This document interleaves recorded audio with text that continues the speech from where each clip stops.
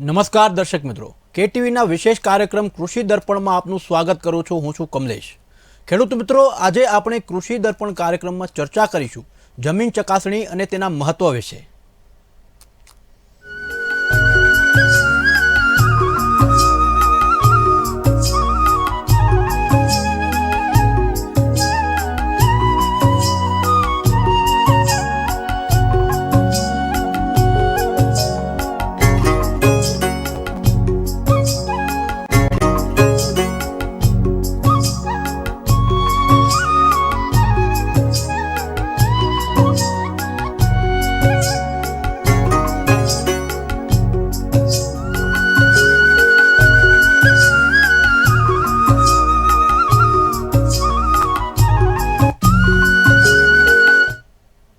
ખેડૂત મિત્રો, આપણે જાણીએ છીએ કે બધા જ ખેતરો એક સરખા સમતલ હોતા નથી, એક સરખી ફળદ્રુપતાવાળા હોતા નથી.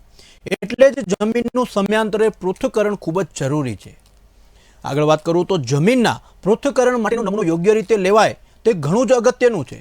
જમીન ચકાસણીના અહેવાલ પરથી જમીનમાં પોષક તત્વોનું પ્રમાણ જાણી શકાય છે.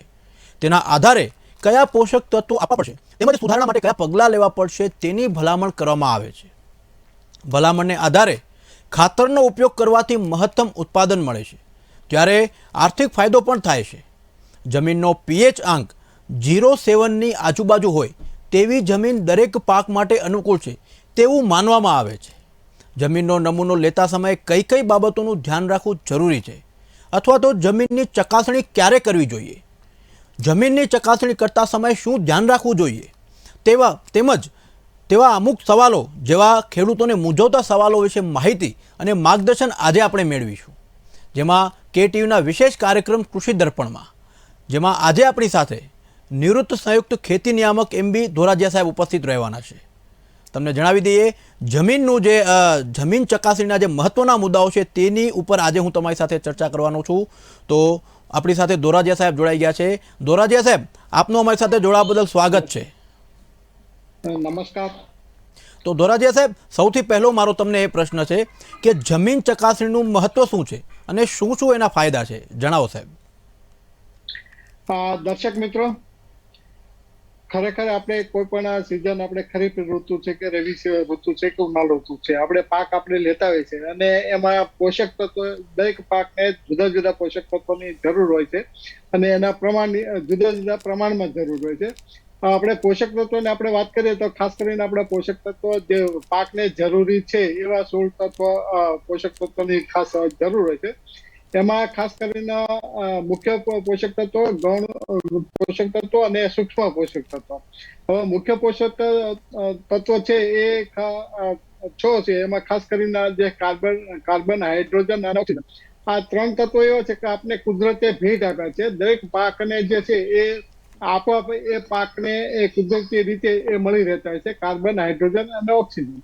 અને ત્યાર પછીના જે નાઇટ્રોજન, ફોસ્ફરસ અને પોટાશ, આ 3 તત્વો છે એ પાયાના તત્વો આપણે કહી શકાય કે જે પાયા ખરેખર એક પાકને જરૂરી છે અને એ નાખવા જ પડે.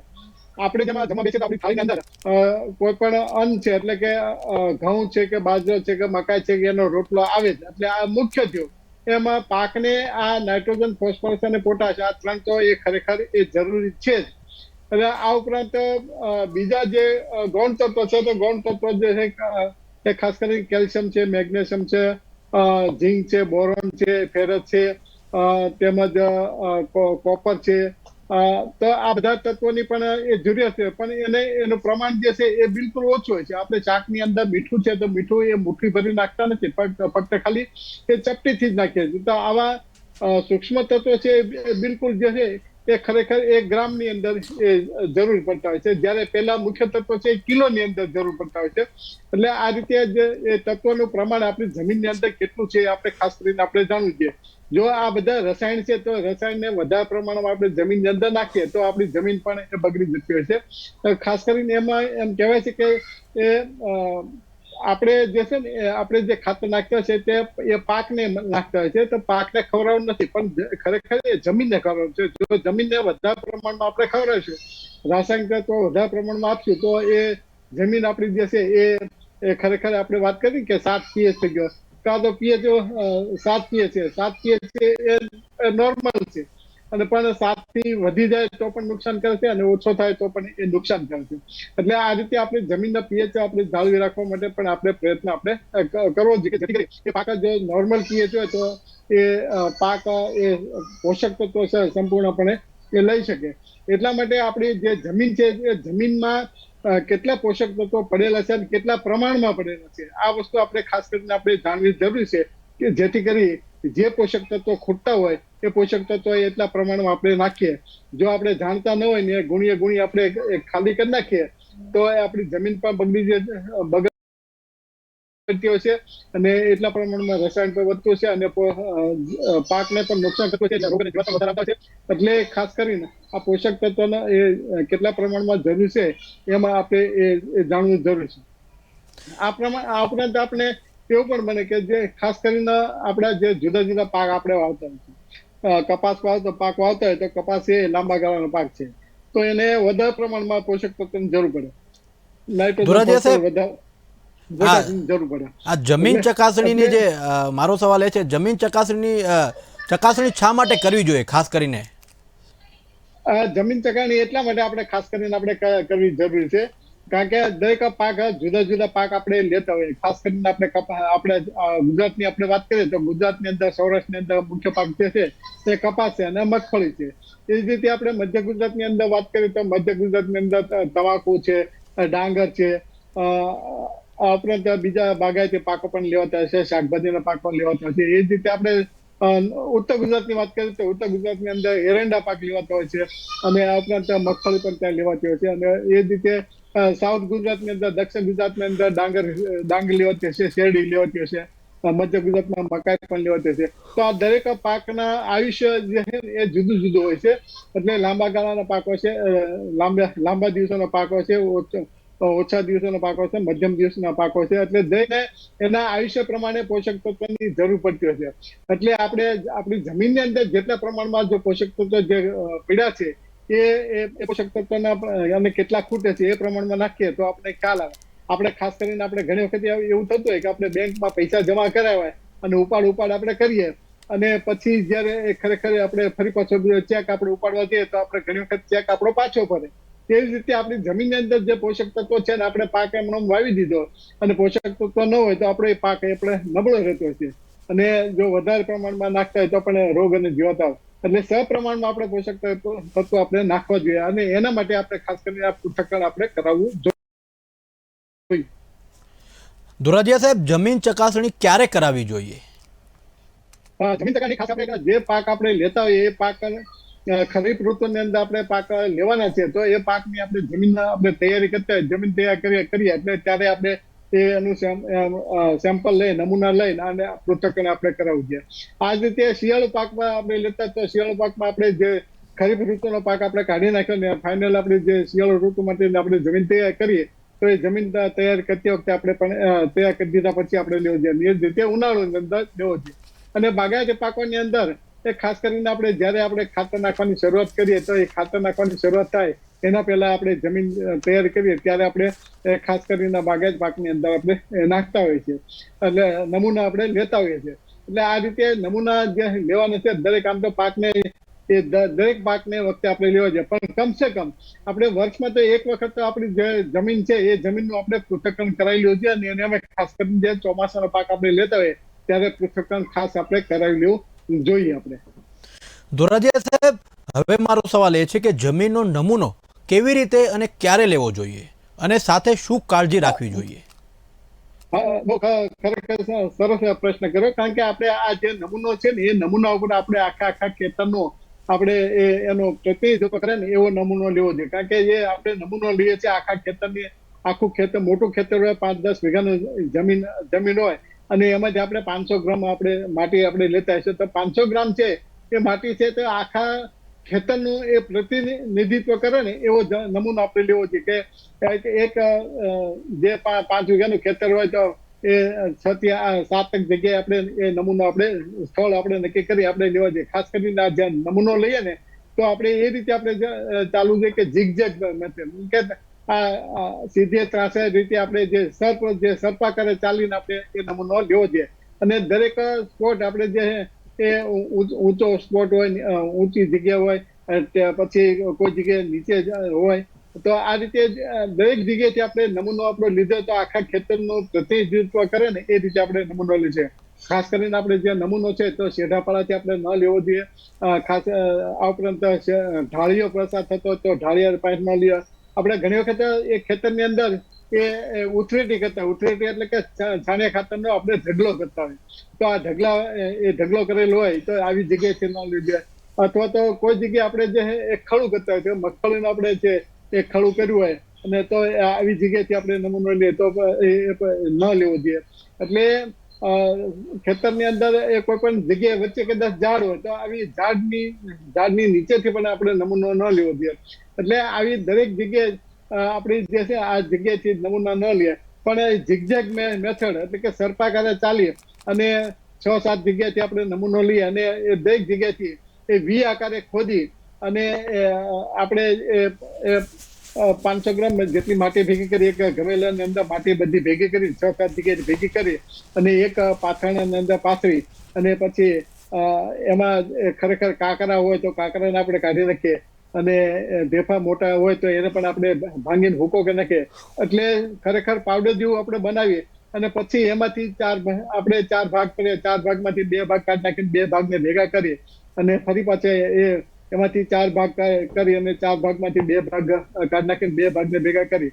એટલે આ રીતે અંતે એ 500 ગ્રામ માટી વધે એટલે 500 ગ્રામને એ માટીને આપણે એક કોથળીની અંદર ભરી અને પ્લાસ્ટિકની કોથળીની અંદર ભરી અને એની અંદર ચિઠ્ઠી આપણે નાખવાની છે કે ખેતરનું નામ છે, ખેતરનું નામ, ગામ અને ત્યાર પછી ખેડૂતનું નામ અને કયા ખેતર ઉપરાંત કયો પાક અત્યારે વાવેતર, ગયા વર્ષે કયો પાક વાવેતર કર્યો હતો, ચાલુ વર્ષે કયો પાક વાવેતર કરવાનું છે, આટલી માહિતીના ઉપર લખી અને જે આપણે નમૂનો 500 ગ્રામને એ થેલી છે, પ્લાસ્ટિક થેલી છે, અને ફરી પછી એ કાપડની થેલીની અંદર ભરી અને આ નમૂનો જે આપણે પ્રયોગશાળા છે એ પ્રયોગશાળાની અંદર આપણે આ નમૂનો મોકલી આપવો જોઈએ. ધોરાજીયા સાહેબ, જમીન ચકાસણી કોણ કરી આપે? સરકારશ્રીની કોઈ સુવિધાઓ હોય છે ખરી આ બાબતે? એટલે આ જે નમૂનો આપણે તૈયાર કર્યો છે ને એ નમૂનો આપણે સરકારશ્રીની પ્રયોગશાળાઓ છે, જમીન ચકાસણી પ્રયોગશાળા દરેક જિલ્લાની અંદર આવેલી હોય છે અને આ દરેક આપણા ગુજરાત રાજ્યની અંદર દરેક જિલ્લામાં આ પ્રયોગશાળા આવેલી છે. આ પ્રયોગશાળાની અંદર આપણે આ નમૂનો મોકલી આપીએ અથવા તો આપણા નજીકના જે કોઈ ગ્રામસેવક હોય તો ગ્રામસેવકને પણ આપણે ભેગા ગ્રામસેવકને પણ લક્ષ્યાંક આપેલો હોય છે કે જમીનના નમૂનાનું પૃથ્થકરણ કરાવવાનું, એમને પણ લક્ષ્યાંક આપેલ છે. તો આ સમયે એમને પણ સંપર્ક કરી અને એમને પણ આપીશું તો પણ એ પૃથ્થકરણ કરી આવશે. અને કદાચ એ નમૂના બધા જતા રહ્યા, લક્ષ્યાંક પૂરો થઈ ગયો તો ગમે ત્યારે આપણે પૃથ્થકરણ કરાવવું હોય તો દરેક જિલ્લાની અંદર આ પ્રયોગશાળા આવેલી છે. પ્રયોગશાળા અંદર વિનામૂલ્યે એ કરી આપતા હોય છે. આ ઉપરાંત ગુજરાત રાજ્યની અંદર જે આપણે ખાતર બનાવતી કંપનીઓ છે એ ખાસ કરીને આપણે સરદાર જીએસએફસી કંપની છે બરોડાની અંદર છે, જીએનએફસી છે ભરૂચની અંદર છે, હજીરાની અંદર ક્રિફકો છે, ઇફકો કંપની છે. આ બધી ખાતરની બનાવતી જે કંપનીઓ છે ને એ દરેકની અંદર પ્રયોગશાળા આવી છે અને ત્યાં પણ આ પૃથ્થકરણ કરી આપે. તો આ નમૂના જે છે ખાતર બનાવતી જે કંપનીઓને મોકલો તો એક તમારા ગામની અંદર મંડળી હોય છે, સહકારી મંડળીઓ હોય તો મંડળીમાં પણ આપશો તો એ સહકારી મંડળીઓ એના પ્રતિનિધિનો સંપર્ક કરી અને ત્યાં એમને મોકલી આપતા છે. આ ઉપરાંત ખાસ કરીને આપણે જે ગુજરાત કૃષિ યુનિવર્સિટીઓ, આપણી 4 કૃષિ યુનિવર્સિટીઓ છે એમાં દરેક જિલ્લાની અંદર અત્યારે કૃષિ વિજ્ઞાન કેન્દ્ર પણ આવેલા છે. તો આ કૃષિ વિજ્ઞાન કેન્દ્રની અંદર પણ આ આપણા જે નમૂના છે એ તો ત્યાં લઈને જઈએ તો એ પણ એ લોકો પૃથ્થકરણ કરી આપતા હોય છે. એમાં ખાસ કરીને જે આપણે ખાતર બનાવતી કંપનીઓ અને કૃષિ વિજ્ઞાન કેન્દ્ર છે તો એની નિયત ફી નક્કી કરેલી છે. તો એ નિયત ફી લઈને એ પૃથ્થકરણ કરી આપતા એ હોય છે. એટલે આ રીતે આપણું પૃથ્થકરણ કરાવવું હોય તો એ ખાસ કરીને સરકારશ્રી જે પ્રયોગશાળા છે, ઉપરાંત ખાતર બનાવતી કંપનીઓ છે અને ગુજરાત કૃષિ યુનિવર્સિટીના કેવીકે છે. આ ઉપરાંત બીજી એક સુવિધા ઘણી એપીએમસીઓ એટલે કે આપણા માર્કેટિંગ યાર્ડ છે તો માર્કેટિંગ યાર્ડની પણ સુવિધા હોય છે. માર્કેટિંગ યાર્ડની અંદર પણ લેબોરેટરી આવેલી હોય છે તો એનો એ ચાલુ હોય તો ત્યાં પણ આપણે સંપર્ક કરીએ તો એ લોકો પણ પૃથ્થકરણ કરી આપતા હોય છે. દોરાજીયા સાહેબ, હવે મારો સવાલ એ છે કે સામાન્ય રીતે સિંચાઈ માટેના ઢાળિયા ખાતર, આપેલ ચાસ, ખાતરની ખાડો, ત્યારે ઝાડ, શેઢો તથા રસ્તાની પાસેથી જમીનનો નમૂનો લેવો નહીં તેવું જાણવા મળે છે. તેના વિશે આપનું શું કહેવું છે? હા, તો બરોબર છે કે આ જે આપણી જે ખેતરનો શેઢો હોય, કોઈ પણ ઝાડ હોય અથવા તો નીક હોય કે ઢાળિયો હોય, ખાતરની ઉથરેટી હોય, તો આવી જગ્યાએથી નમૂનો લેવો જોઈએ નહીં. કારણ કે જો આવી જગ્યાએથી નમૂનો આપણે લઈશું તો એનું બરાબર એ પૃથ્થકરણ એનો આખા ખેતરનું પ્રતિનિધિત્વ કરાતો નમૂનો તૈયાર થશે નહીં. કારણ કે એ ઢાળિયો એક જ જગ્યાએ, ત્યાં ઢાળિયાની અંદર પાણી ભરેલું હોય, તો એ ઢાળિયાની અંદર એ ક્ષારનું પ્રમાણ કદાચ વધારે હોય અને કદાચ ખાતર આપ્યું તો ખાતરનું પ્રમાણ વધારે હોય, તો આખા ખેતરની અંદર આ ઢાળિયો હોય છે ફક્ત ખાલી 3 બાય 3 ફૂટનો એ પહોળો હોય છે અને આખા ખેતરની અંદર એક લાંબો હોય છે. એટલે આટલી જ આ જે છે એ આખા ખેતરનું પ્રતિનિધિત્વ એ કરી શકે નહીં. એટલે ખાતર આ જે કઈ આપણે ખેતરની અંદર ખાતરનો ખાડો હોય, ઉતરેટી હોય, તો આપણે જે એક જગ્યાએ આપણું ખાતર બધું નાખેલું હોય, તો આવી જગ્યાએ જો નમૂનો લઈએ તો એ આખા ખેતરનો જે છે ને એ ખાતર વાળો છે. એટલે નમૂનો એવી જગ્યાએ લેવો જોઈએ કે આખા ખેતરનું પ્રતિનિધિત્વ એ કરે. એટલે આવી જગ્યાએથી આપણે નમૂનો લેવો જોઈએ. એટલે આવી જે ઝાડ હોય, ઉથરેટી હોય, નીક હોય, ઢાળિયો હોય અને એમાં ખાડો હોય, તો આવી જગ્યાએથી શેઢા પાડેથી એ નમૂના લઈ શકાય નહીં. હવે દોરાજીયા સાહેબ, મારો સવાલ એ છે કે સામૂહિક ધોરણે જમીન ચકાસણી કરાવી હોય તો શું કરવું જોઈએ? બહુ સરસ પ્રશ્ન કર્યો કે આપણે ઘણી વખત આપણે આપણા ગામની અંદર બધા ખેડૂતોને આપણે તૈયાર કરીએ અને આપણે દરેકને એક જો 500 ગ્રામ આપણે નમૂનો લઈને આપણે જે લેબોરેટરીમાં જશું તો એ દરેકને ખર્ચો પણ વધી જશે અને દરેકનો સમય પણ વેડફાશે. એટલે આપણે એવું આયોજન કરીએ કે આખા ગામના જે સેમ્પલ છે એ સેમ્પલ આપણે એક જ વ્યક્તિ વાહન લઈને આપણે ત્યાં લેબોરેટરીમાં મૂકી આવે, અથવા તો એ ખરેખર જો આપણા ગામની અંદર મોબાઈલ ચકાસણી પ્રયોગશાળા પણ આવેલી છે. એટલે એનું વાહન પણ હોય છે. એ વાહન લઈને આપણા ગામની અંદર આવે તો એક જ દિવસની અંદર કેમ્પ રાખી અને દરેક જેટલા ખેડૂતો એ ખેડૂતોના એ નમૂના છે એ ચકાસણી થઈ શકે કે જેથી કરી આપણો એ સમય બચે અને નાણાંનો વ્યય છે એ પણ આપણો એ અટકાવી શકાય. એટલે આ રીતે સામૂહિક ધોરણે આપણે એક પ્રયત્ન કરવો જોઈએ. સહકારી મંડળી હોય તો સહકારી મંડળીના જે કઈ ખાતર બનાવતી કંપની છે એનો પણ આપણે સંપર્ક કરીએ તો આ લોકોનું પણ વાહન હોય છે, તો વાહન લઈને આપણે ગામની અંદર આવે અને આપણે પૃથ્થકરણ કરી આપતા હોય છે. દોરાજીયા સાહેબ, હવે મારો સવાલ એ છે કે જમીનના નમૂના લીધા પછી શું ધ્યાન રાખવું જોઈએ અને લેબમાં કઈ રીતે લઈ જવા જોઈએ એને? એટલે જમીનના નમૂના આપણે લીધા હોય અને એ નમૂના આપણે સમયસર આપણે લેબોરેટરી અંદર આપણે મોકલી આપવા જોઈએ કે જેથી કરી આપણું સમયસર આપણું પરિણામ તૈયાર થાય અને આપને એ મળી શકે. એટલે ઘણી વખત આપણે એવું પણ બનતું હોય છે કે વરસાદ થયો અને વરસાદ થઈ ગયા પછી આપણે નમૂનો લઈને આપણે ક્યાં જઈએ તો એનો કોઈ ઉપયોગ આપણે કોઈ લાગતો નથી અને આપણે એ ખરેખર એનું પરિણામ આપણે સમયસર ન મળે તો ખાતરને આપણે જે છે એ કેટલું નાખવું, વધારે નાખવું, એટલે આપણે ખ્યાલ આવતો નથી. એટલે નમૂનો છે, જો નમૂનો આપણે ખરેખર આપણે જે લીધા છે એ નમૂનાને વહેલાસર, જેટલા નમૂના લીધા હોય એટલે વહેલી તકે એ અઠવાડિયાની અંદર અને ખાસ કરીને વાવણી કરતા પહેલા આપણે રિઝલ્ટ મળી જાય એ રીતે આપણે નમૂના આપણે એ પૃથ્થકરણ આપણે કરાવી લીધા. એટલે અત્યારે ઉત્તમ સમય છે કે એપ્રિલ મહિનો જમીન આપણી જે ઉનાળુ જમીન આપણી તૈયાર થઈ ગઈ હોય એટલે આ એપ્રિલ મહિનો, મે મહિનાની અંદર આપણે જો નમૂના છે આપણે મોકલી આપીએ તો આપણે 15-20 દિવસની અંદર એ જૂન મહિનાની અંદર આપણું પરિણામ મળી શકતું હોય અને એ પ્રમાણે આપણે ખાતરની ખરીદ કરી અને એ પ્રમાણે આપણે એ વાવેતર કરતા પહેલા આપણે એનો અમલ આપણે એ કરી શકીએ. એટલે નમૂનો ખાસ કરીને આપણે એ લઈ જઈએ છીએ ત્યારે આપણે ખાસ કરીને નમૂનાની અંદર એ ચિઠ્ઠી હોવી જોઈએ. નમૂનાની ઉપર કાપડની કોથળી ઉપર પણ નામ અને એ પણ લખેલું હોવું જોઈએ કે જેથી કરી નમૂનો એકાબીજાનો બદલાય નહીં અને આપણે પરિણામ છે તો પરિણામ આપણે સચોટ આપણે એ મળી શકે. દોરાજીયા સાહેબ, આપણે જમીન ચકાસણીને કેટલા ભાગોમાં વહેંચી શકાય સામાન્ય રીતે?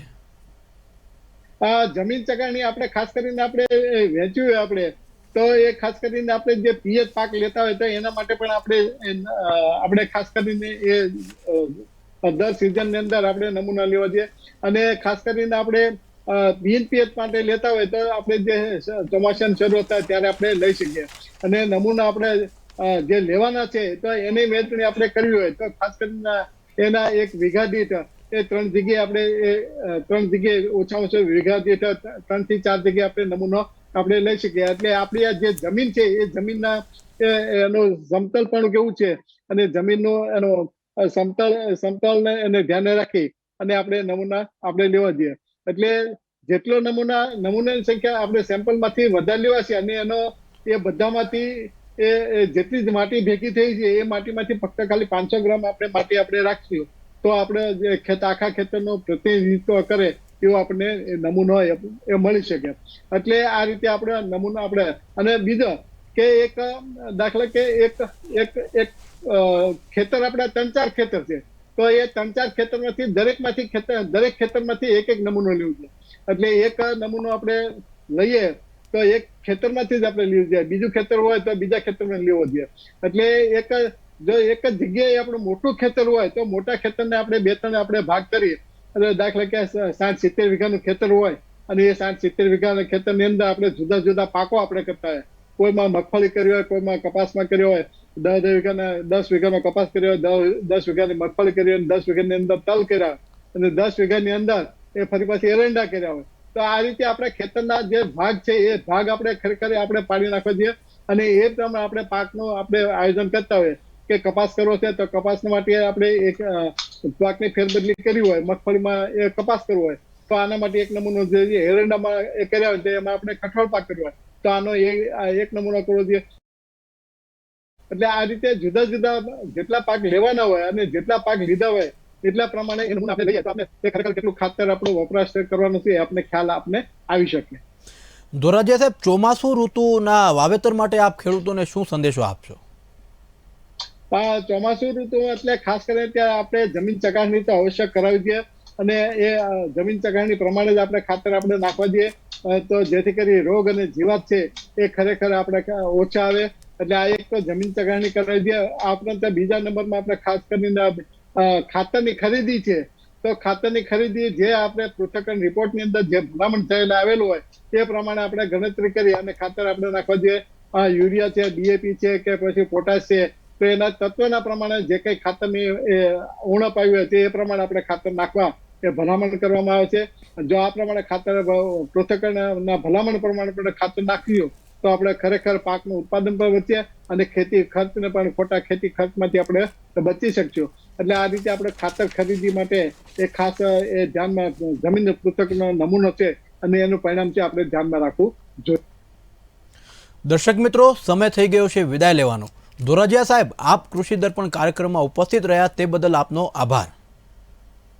ખેડૂત મિત્રો, સમય થઈ ગયો છે છૂટા પડવાનો. કૃષિની અવનવી જ્ઞાનસભર ખેડૂતોને ઉપયોગી માહિતી લઈને ફરી મળીશું KTVના વિશેષ કાર્યક્રમ કૃષિ દર્પણમાં દર શનિવારે અને રવિવારે સાંજે 6:30 કલાકે. ત્યાં સુધી મને રજા આપશો. આપ જોતા રહો માત્ર ને માત્ર KTV ન્યૂઝ ચેનલ. નમસ્કાર.